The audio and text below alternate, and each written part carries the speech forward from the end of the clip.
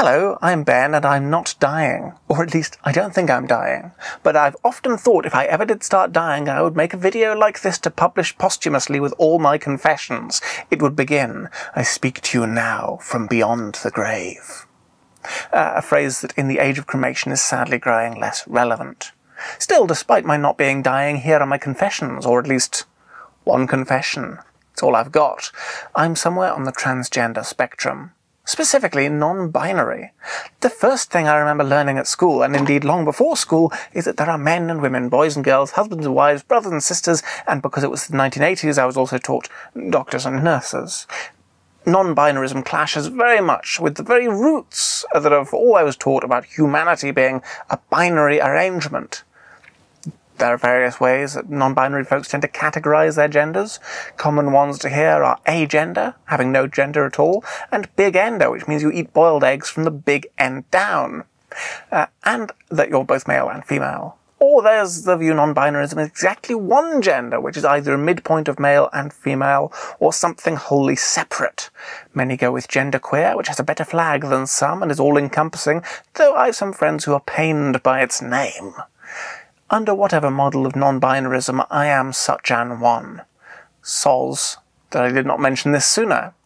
I spent very many years saying nothing about this because I don't like to rock the boat, and because when I came out to myself in 2013, 2014-ish, I perceived myself exceeding negatively, and was worried other people would condemn me in the same way. I've told friends, very gradually over 6 years or so, I had an attitude of, let's just get on with it, living a life and let people guess. Dragging it out like that may have made it worse, but I'm not a brave person and I didn't dare face the possibility of condemnation and felt ill-equipped to articulate what I felt within myself. To someone who clings tight to the idea of gender binary, I don't know what I could say that wouldn't seem nonsensical. Because of that fact, it was very easy to berate myself. Berating is a wonderful, strong word for condemnation, but it shouldn't be quite as harsh as that.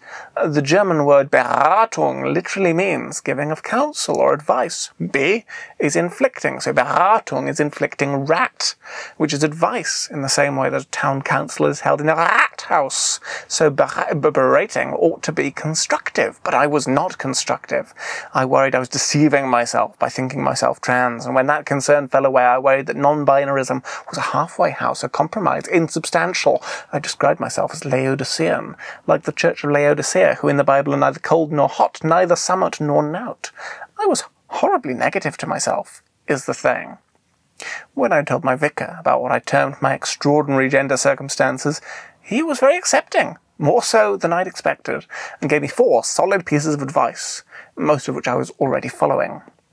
Number 1, make sure you're transitioning for the right reason, because of gender dysphoria rather than because of some trauma in your past. It's worth considering. Number 2, proceed carefully and prayerfully. This is very much the way I was doing things. God knew before anyone. For years I went before God in my prayers with a, by the way, if there's a chance I could be female in the general resurrection, that would be excellent. I had said to myself, for many years, oh, would that I had been born a woman, but not in a trans way, which retrospectively was very stereotyping and negative of me again. And the third bit of advice my vicar gave, don't assume that coming out and transitioning will immediately solve all your woes. This is a good one, actually. By all means, go ahead, but if you expect to reach the other side and be utterly rid of depression, malaise, and anxiety, you'll be disappointed. It's like retail therapy. You order something online, sure, it will leave your life permanently enriched. It arrives, and it's good to have. But it isn't a radical cure-all for the blues. It doesn't fill a hole in your life. Nothing worldly can. As I say, this is solid advice. Don't expect that it will immediately make everything better forever. And 4, I can't remember what the 4th thing was, but there were definitely 4 bits of advice, and I think this was probably quite a good one. Ping, says my phone. As I say, I was negative towards myself. I'd always expected more external resistance. For a while I would seize on any external negativity too. The media provides plenty. One housemate I had, who brought a lot of stress and woe into this house, told me that she didn't count me as non-binary because I didn't present non-binary. I didn't try and pass as non-binary, whatever that means. It was rude of her to say, I thought. And how does one present non-binary? I don't know, my hope was always to present as myself, to come out and accept who and what I am, and so I can relax and be comfortable and be myself, which is the root of it all, is it not? My friends and family were thankfully very supportive, especially when it became apparent that my core personality was not going to change much. I sometimes wonder if I'm providing cis folk with the most conservative and easy-to-accept sort of non-binary friend, because I fear to be bolder. I don't know. I've plenty of nagging worries like that.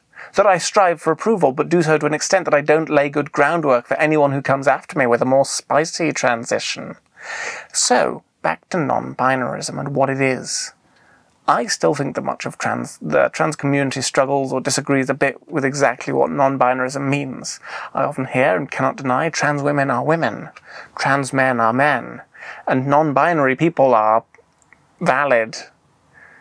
I always hope that the sentence will run, non-binary people are non-binary, just to say that's real, that's a real thing you are.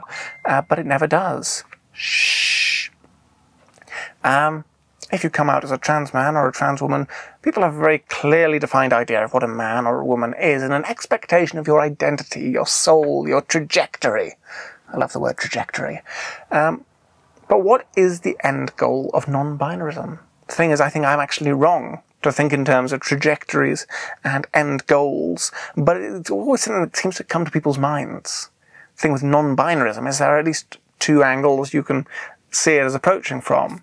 If, like me, you're erroneously counted as male from the moment the doctor whooped at your little penis, then people view a route into non-binarism of growing less male, more female. If instead you are erroneously counted female from the moment of your ultrasound, people will see you as your traditional journey as becoming less female, more male. And that can't be right, can it?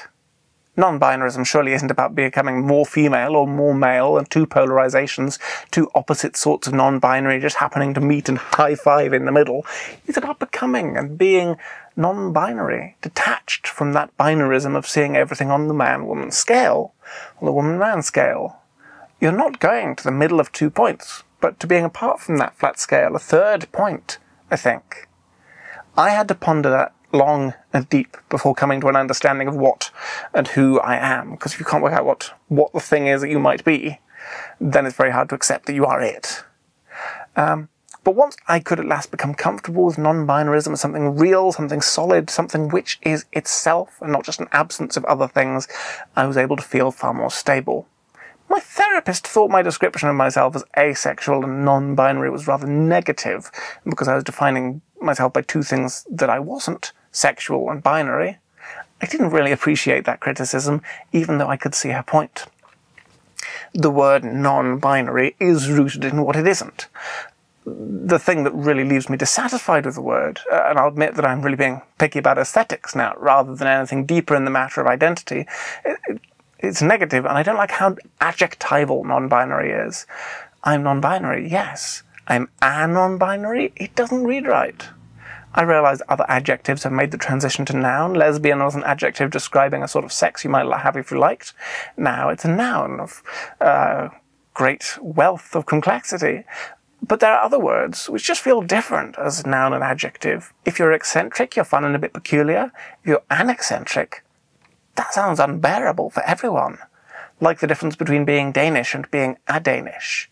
I wish there was a better noun form. I see it shortened to an NB, which is cute, but never feels like it's for me. I'm not particularly cute. Alas, alas, alackaday, lackaday, and woe. I love the word person. I claim and value my personhood and rail against corporate personhood, but person could be anyone. It's not non-binary specific. Which brings us to my homegrown noun. Non-binoir. You should say it like you're an American who's just trying to speak French. Non-binoir! It's what I've got. And since we're at aesthetics, I'll tell you one other thing about non-binarism. This is the non-binary flag. Personally, I'm not wild about it. It's some stripes. But in a black and white movie about besieging a non-binary castle, it would be indistinguishable from other four-stripe flags like scoliosexual, aplatonic, and Mauritius. If, instead of searching for non-binary flag, you Google NB flag, you get this wonderful one, the flag of New Brunswick. Now, isn't this far better? I wish I could claim it for my own, but I have never been to any Brunswick. But that's non-binarism. It's aesthetics and it's substance, and that was my whole confession. I am such an one. I have awkwardly come out to many. I considered changing my name, everyone always seems to ask, but couldn't find one that was a really good alternative. I changed my title, I changed my surname. I said to my therapist that I feel like the man called John Smelly who didn't like his name, so he changed it to Fred Smelly. But I could find no name that I liked better and more suitable for myself than Ben. I was baptised Ben twice, which is a lot more times than most people I ever baptised Ben. And once I got my other names in line, I was satisfied with that forename. Sometimes I think, did I keep it for convenience so I could hide and retain access to my privilege, and because I was terrified of people knowing what I am? Well, yeah. But also it's my name, and nothing suits me better at this time. Sometimes I regret my choice, because now anyone seeing my name online will immediately make a certain assumption. But what would be better? Not a sausage. Thank you for coming to my confessions. I am not dying. Listen to my podcast, Cow Children. That's the gender-neutral term for cowboys and cowgirls, etc. It's a world of adventures, except sometimes it's willfully boring. But really, it's a world of adventures.